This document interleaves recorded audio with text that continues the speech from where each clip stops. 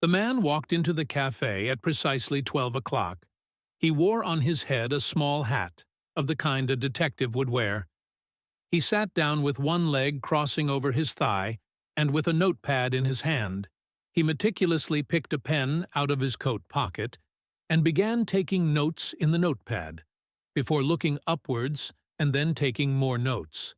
Continued on for some time in this fashion, of looking over at some people who were sitting nearby and then taking notes, presumably about them.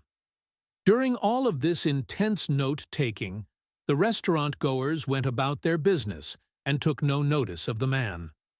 The people who were sitting there were vibrantly dressed with rich colors of purple and fluoro pink.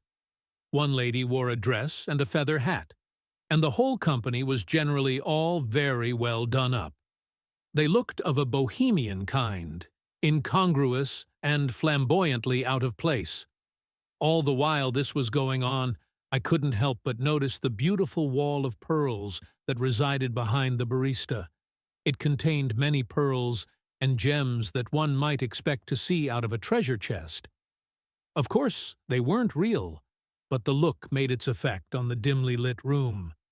It wasn't soon after my coffee arrived that I heard the crack of thunder outside, and with it the horns that characterize panicked drivers in the rain. The city had a population near 10 million, which pretty much guaranteed congestion in every street of the city. As the rain turned to hail and the sky turned dark with flashes of purple, a bold man walked into the cafe and stood looking out the large eastern side of a cafe, which was a big window. Out there was a clear view of the ocean that rumbled underneath the cliff, and a glimpse at the congregation of the buildings that incessantly built into the horizon. If one were to look hard, they could see some of the floating towers and buildings that looked like a calamity waiting to happen in the stormy seas. But no such calamity could ensue with the floating stability by which the engineers designed them. As my coffee grew cold, I saw the man who wrote surreptitiously close his notepad and stand tall. He took off his coat and placed it onto the ground over scrupulously. The delicacy by which the man moved was of a near robotic nature, and his facial expression bore weight to this. He began walking towards the bold man in the window and whispered something into his ear. The bold man nodded and walked away from the window and towards my corner of the cafe. He then stood directly over me as I ate my banana bread and sat at my table. The bold man had small blue eyes, and too wore a solemn, robotic expression. He stared at me for some 5 seconds before uttering, "How would you like $5?" I awkwardly held my fork, not knowing how to respond, and positioned and straightened my back as I said, "I'm quite all right, thanks. I don't need any money."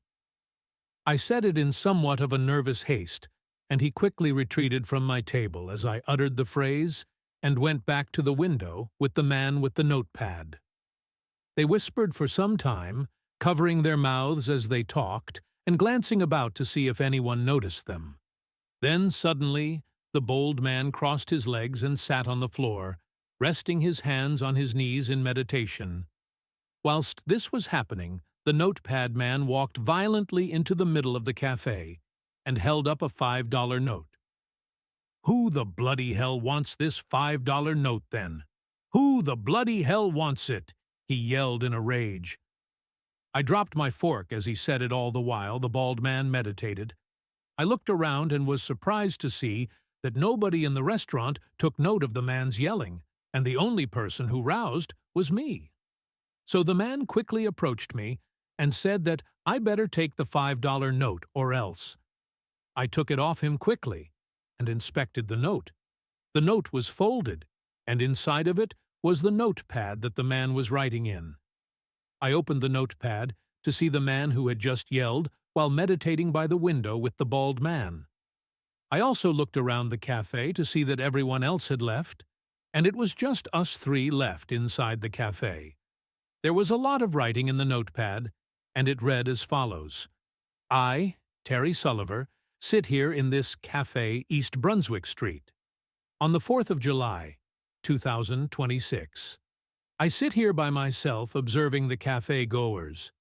To me, these cafe goers are merely people. Nothing more than a figure created in my mind by light waves. All sensory input to me is the same. My mind has reached the stage where I can pick and choose which sensory inputs reach me. That's how good my meditation abilities have become. It's not that I am blind, or can't feel, or smell. This sensory input is of course ever present, but meditation to me is now about picking and choosing which inputs to pay attention to and which ones to discard. So it's more fundamental than the senses with respect to closeness to the human experience,